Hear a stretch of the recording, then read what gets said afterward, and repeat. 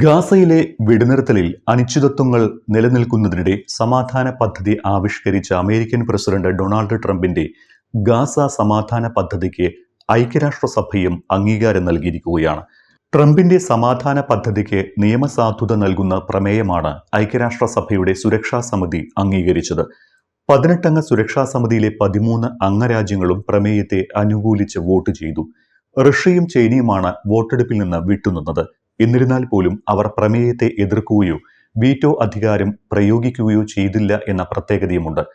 അമേരിക്കയോട് ഇരു രാഷ്ട്രങ്ങൾക്കും എതിർപ്പുണ്ടെങ്കിൽ പോലും ഗാസയിൽ സമാധാനം പുലരുന്ന കാര്യത്തിൽ പ്രമേയത്തോട് അവർക്കും എതിർപ്പില്ല എന്നാണ് ഇതിൽ നിന്ന് അന്താരാഷ്ട്ര വിദഗ്ധർ വിലയിരുത്തുന്നത്. ഗാസ മുനമ്പിൽ സുസ്ഥിരമായ സമാധാനം ഉറപ്പാക്കി ആകെ തകർന്ന ഗാസയുടെ പുനർനിർമ്മാണത്തിലേക്ക് ലക്ഷ്യം വെക്കുകയാണ് അമേരിക്ക തയ്യാറാക്കിയ പ്രമേയം. അതേസമയം തന്നെ ഒക്ടോബർ 10 ഇസ്രയേലും പലസ്തീനും ഒപ്പിട്ട 20 ദിന സമാധാന പദ്ധതി പ്രകാരമുള്ള വെടിനിർത്തൽ എപ്പോൾ വേണമെങ്കിലും ലംഘിക്കപ്പെട്ടേക്കാമെന്ന അരക്ഷിതാവസ്ഥ ഇപ്പോഴും നിലനിൽക്കുന്നുണ്ട്. ഗാസയിൽ സമാധാനം ഉറപ്പാക്കാൻ ട്രംപ് അവതരിപ്പിച്ച 20 ദിന പദ്ധതിക്ക് അന്താരാഷ്ട്ര നിയമസാധുത നൽകുകയായിരുന്നു അമേരിക്കയുടെ ലക്ഷ്യം. ഇതിനായാണ് പ്രമേയം തയ്യാറാക്കിയതും തിങ്കളാഴ്ച ചേർന്ന ഐക്യരാഷ്ട്രസഭ സുരക്ഷാ സമിതിയിൽ പ്രമേയം അവതരിപ്പിച്ചതും. പ്രമേയം പാസാക്കണമെന്നാവശ്യപ്പെട്ട് സുരക്ഷാ സമിതിയിലെ അംഗങ്ങൾക്കിടയിൽ US സമ്മർദ്ദവും ശക്തമാക്കിയിരുന്നു. ചൈനയും റഷ്യയും ഒഴികെയുള്ളവരുടെ പിന്തുണയിൽ പ്രമേയം പാസായതോടെ സുരക്ഷാ സമിതിയിലെ അംഗങ്ങൾക്ക് നന്ദി അറിയിച്ച് US പ്രസിഡന്റ് ഡൊണാൾഡ് ട്രംപ് സമൂഹമാധ്യമത്തിൽ കുറിപ്പും പങ്കുവച്ചു. താൻ അധ്യക്ഷനാകുന്ന ഗാസയിലെ സമാധാന സമിതിയെ ഐക്യരാഷ്ട്രസഭ അംഗീകരിച്ചിരിക്കുന്നുവെന്നാണ് ട്രംപ് ട്രൂത്ത് സോഷ്യലിൽ കുറിച്ചത്.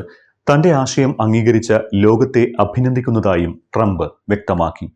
ഗാസയിൽ സമാധാനം കൊണ്ടുവരാൻ ട്രംപ് ആവിഷ്കരിച്ച സമാധാന പദ്ധതിയിലെ ഏറ്റവും സുപ്രധാനമായ ചുവടുവയ്പ്പാണ് ഗാസയിൽ ഒരു ഇടക്കാല ഭരണസമിതിയെ നിയമിക്കുന്നത്.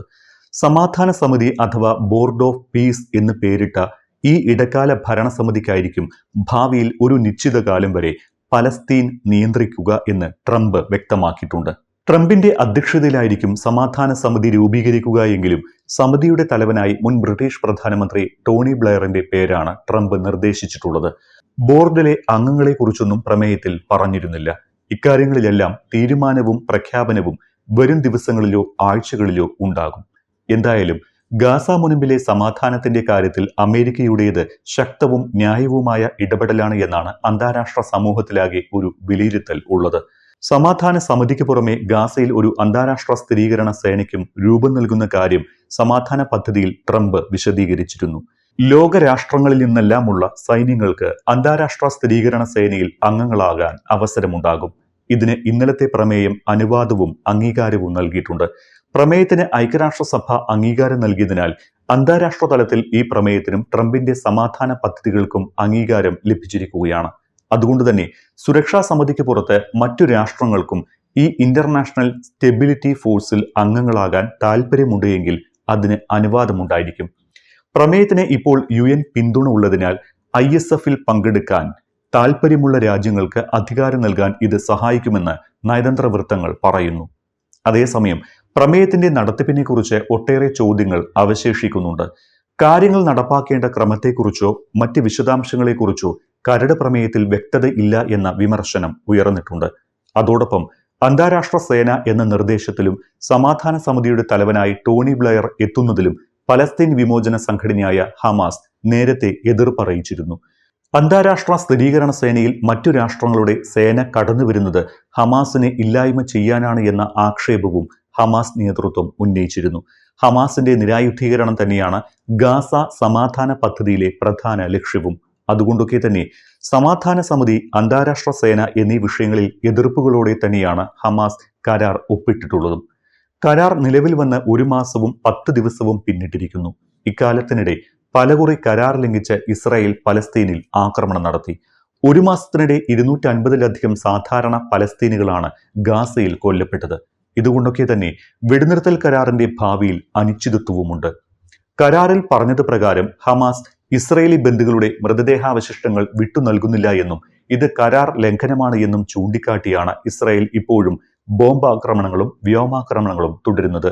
അതിനിടെ പശ്ചിമേഷ്യയിൽ വീണ്ടും ഇസ്രായേൽ സമാധാനം നശിപ്പിക്കുന്നുവെന്ന ആരോപണവും ശക്തമാണ്. ലെബനനിലെ പലസ്തീനി അഭയാർത്ഥി ക്യാമ്പിലും ഇസ്രായേൽ വ്യോമാക്രമണം നടത്തി. തെക്കൻ ലെബനിലെ സിഡോൺ നഗരത്തിലെ ഐൻ അൽ ഹിൽവയിലെ ക്യാമ്പിലാണ് ആക്രമണം ഉണ്ടായത്. വ്യോമാക്രമണത്തിൽ 11 പേർ കൊല്ലപ്പെടുകയും 4 പേർക്ക് പരിക്കേൽക്കുകയും ചെയ്തതായാണ് അന്താരാഷ്ട്ര മാധ്യമങ്ങൾ റിപ്പോർട്ട് ചെയ്യുന്നത്. ക്യാമ്പിനകത്തുള്ള ഹമാസ് അംഗങ്ങളെ ലക്ഷ്യമിട്ടാണ് ആക്രമണം നടത്തിയത് എന്ന് ഇസ്രായേൽ സൈന്യം ന്യായീകരിക്കുന്നു. ഇസ്രായേലിനെതിരെ ആക്രമണം നടത്താനായുള്ള തയ്യാറെടുപ്പിനായി ആ സ്ഥലം ഉപയോഗിച്ചിരുന്നുവെന്നും ഹമാസ് പ്രവർത്തിക്കുന്നിടത്തെല്ലാം അവർക്കെതിരെ നടപടി തുടരുമെന്നും ഇസ്രായേൽ സൈന്യം പറയുന്നുണ്ട്. അതിനർത്ഥം വെടിനിർത്തൽ കരാറിന്റെ ഭാവിയിൽ തങ്ങൾക്ക് ഉത്തരവാദിത്വമില്ല എന്നും ആക്രമണം തുടരുമെന്നും ഇസ്രായേൽ പ്രഖ്യാപിക്കുന്നു എന്നതാണ്.